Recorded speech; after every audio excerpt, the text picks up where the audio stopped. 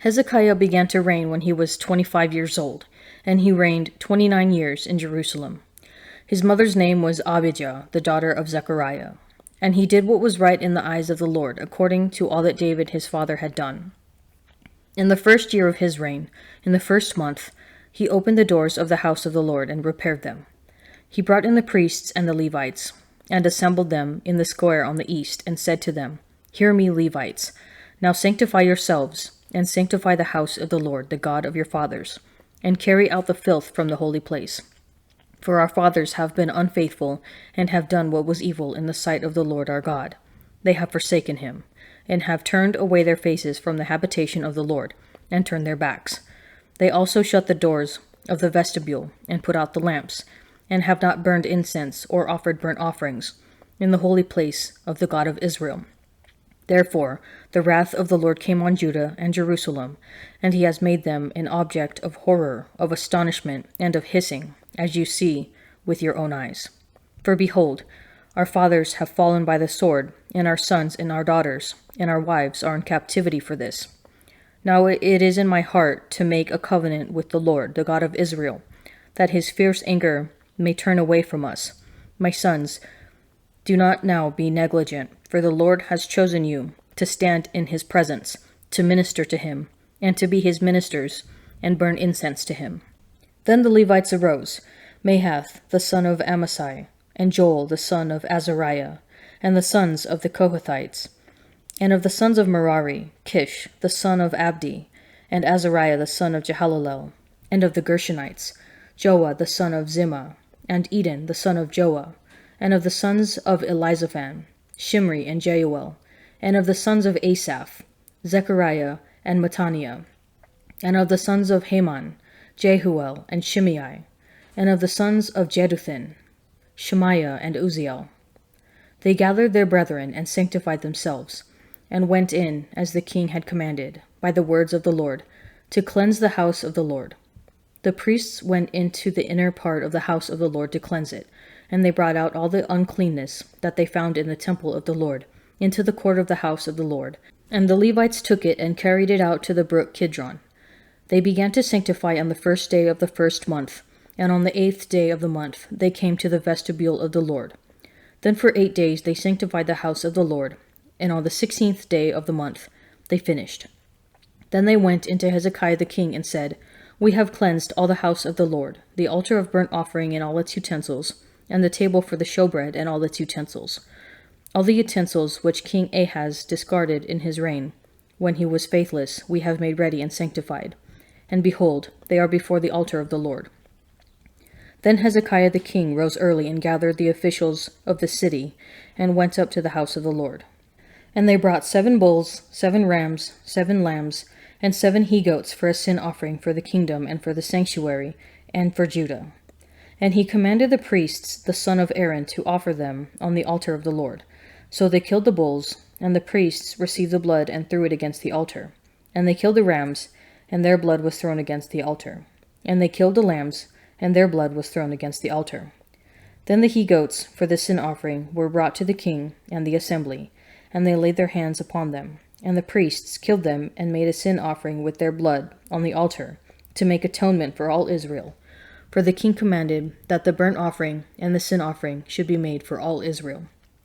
And he stationed the Levites in the house of the Lord with cymbals, harps, and lyres, according to the commandment of David, and of Gad the king's seer, and of Nathan the prophet. For the commandment was from the Lord through his prophets. The Levites stood with the instruments of David, and the priests with the trumpets. Then Hezekiah commanded that the burnt offerings be offered on the altar. And when the burnt offering began, the song of the Lord began also, and the trumpets accompanied by the instruments of David, king of Israel.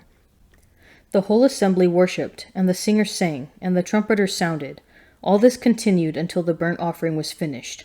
When the offering was finished, the king and all who were present with him bowed themselves and worshipped. And Hezekiah the king and the priests commanded the Levites to sing praises to the Lord, with the words of David and of Asaph the seer. And they sang praises with gladness, and they bowed down and worshipped. Then Hezekiah said, You have now consecrated yourselves to the Lord. "Come near, bring sacrifices and thank offerings to the house of the Lord."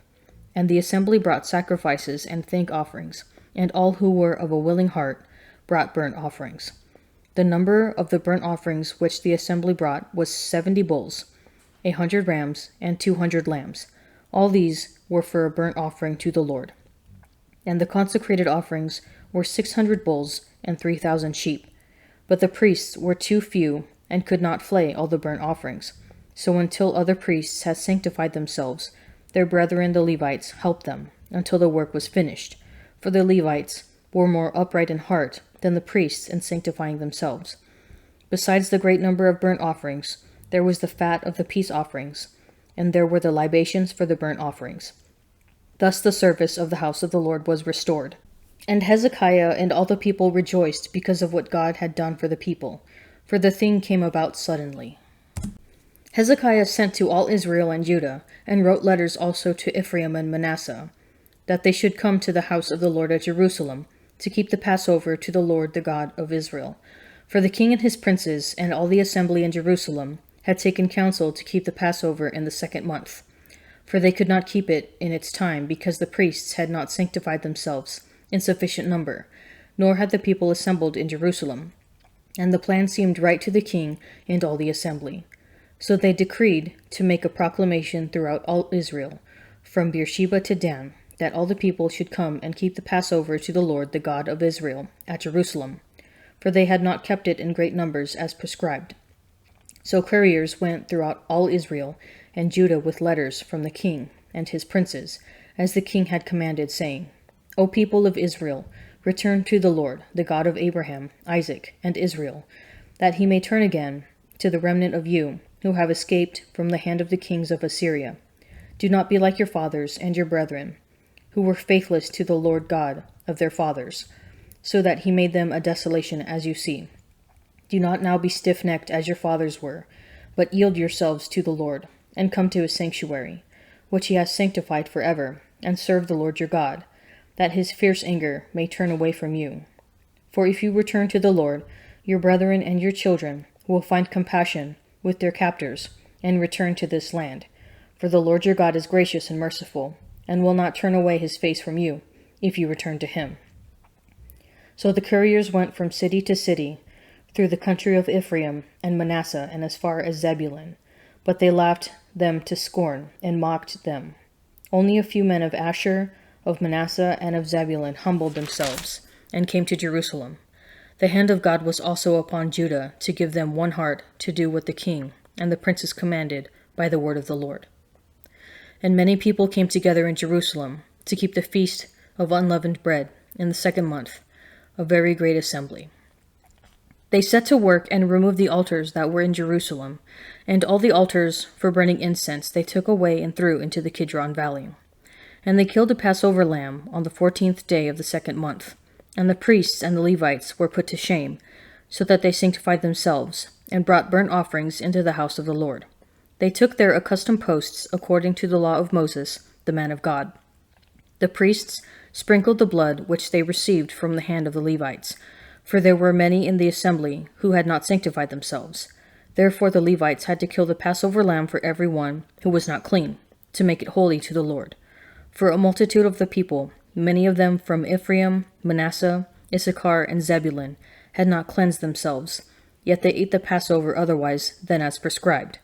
For Hezekiah had prayed for them, saying, The good Lord pardon everyone who sets his heart to seek God, the Lord the God of his fathers, even though not according to the sanctuary's rules of cleanness. And the Lord heard Hezekiah, and healed the people. And the sons of Israel that were present at Jerusalem kept the feast of unleavened bread 7 days with great gladness. And the Levites and the priests praised the Lord day by day, singing with all their might to the Lord. And Hezekiah spoke encouragingly to all the Levites who showed good skill in the service of the Lord.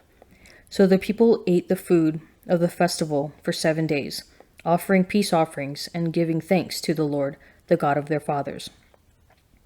Then the whole assembly agreed together to keep the feast for another 7 days. So they kept it for another 7 days with gladness. For Hezekiah, king of Judah, gave the assembly 1,000 bulls and 7,000 sheep for offerings.